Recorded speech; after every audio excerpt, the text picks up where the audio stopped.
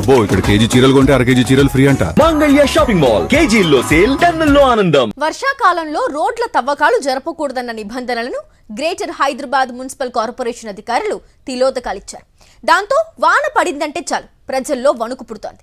ఎక్కడ ఏ గొయ్యి ఉందో తెలియక ఆందోళన చెందుతున్నారు. మోస్తరు వర్షానికే రోడ్లు చెరువుల్లా మారి ప్రమాదాలు జరుగుతున్నా అధికారుల్లో మాత్రం మార్పు రావటం లేదు. Miyapur Hafeezpet railway underpass నాలాలో 2 రోజుల క్రితం గల్లంతైన బాలయ్య అనే స్థానికుని ఆచూకీ ఇంకా లభ్యం కాలేదు. నిర్లక్ష్యం అదే నిర్లక్ష్యం. ఎన్ని వరుస ప్రమాదాలు జరిగినా హైదరాబాద్ మున్సిపల్ అధికారులు మొద్దు నిద్ర వీడటం లేదు.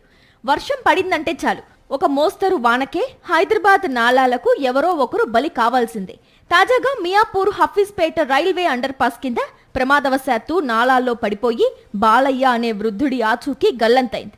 వేసవి ముగిసి వర్షాకాలం మొదలైన తరువాత ఇప్పుడు నాలా వెడల్పు పనులు చేయడం మొదలు పెట్టడమే ఈ దుస్థితికి కారణమని తెలుస్తోంది.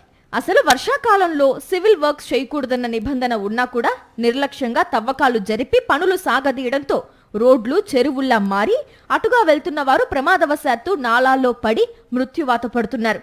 పనులను నిరంతరం పర్యవేక్షించాల్సిన మున్సిపల్ ఇంజనీర్లు పట్టించుకోవడం లేదు.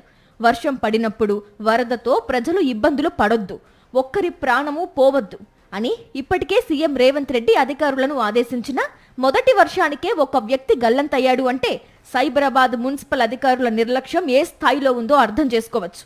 సీఎం చెప్పినా అధికారుల తీరు మారకపోవడంతో మరో ప్రాణం బలి కావాల్సి వచ్చింది. 10 రోజుల క్రితమే ఇక్కడ పనులు ప్రారంభమయ్యాయి. వర్షాకాలం ప్రారంభమైంది అని తెలిసి పనులు ప్రారంభించారు. రోడ్డు పనులు అత్యవసరం కాబట్టే చేశామని స్థానిక ఎమ్మెల్యే అరికపూడ గాంధీ అధికారులను కాంట్రాక్టర్లను వెనకేసుకొచ్చే ప్రయత్నం చేశారు. అండర్ పాస్ కింద పనులు ఏ విధంగా చేశారు వర్షాకాలం, సో సమ్మర్లోనే ముగించాలి ఇవన్నీ, లేకపోతే చలికాలంలో చేసుకోవాలి. కానీ ఈ వర్షాకాలంలో చేస్తే ఇట్లా నీళ్లు నిలిచి ఉంటాయి, సివిల్ వర్క్స్ చేయకూడదు అనేటువంటిది మెయిన్గా ఉంది కదా సార్, మరి ఎట్లా ఆలోచిస్తారు? ఇప్పుడు కూడా ఇంతవరకు నీళ్లు నిలవలా.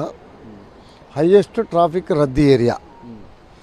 ట్రాఫిక్ డీసీపీ గారు ప్రజల ఒత్తిడి మేరకు స్పెషల్ శాంక్షన్ తీసుకొని ఇది శాంక్షన్ అయ్యి కూడా సుమారుగా 6 నెలలు. అయితే ఈ వర్షాకాలంలోనే ఎందుకు మొదలుపెట్టారు?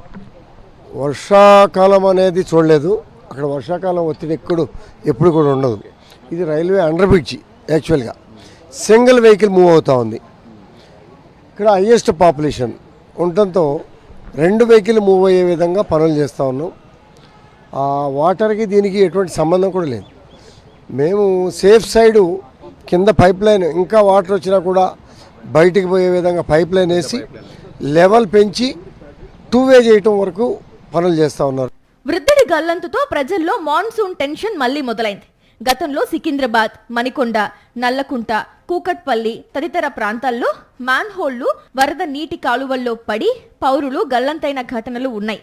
మోస్తరు వర్షానికే పరిస్థితి ఇలా ఉంటే మున్ముందు ఏమవుతుందో అని నగరవాసులు ఆందోళన చెందుతున్నారు. కాంట్రాక్టర్ చేసిందే పని అన్నట్టుగా పరిస్థితి మారింది.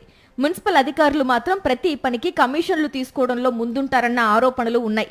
ఇలా నాలాల్లో పడి వ్యక్తులు మృతి చెందిన సందర్భాల్లో అధికారులపై క్రిమినల్ చర్యలు తీసుకోవాలని, అప్పుడే మార్పు వస్తుందని స్థానికులు డిమాండ్ చేస్తున్నారు. మరిన్ని అప్డేట్స్ కోసం ఛానల్ ను సబ్స్క్రైబ్ చేయండి. నోటిఫికేషన్స్ కోసం బెల్ ఐకాన్ పై క్లిక్ చేయండి.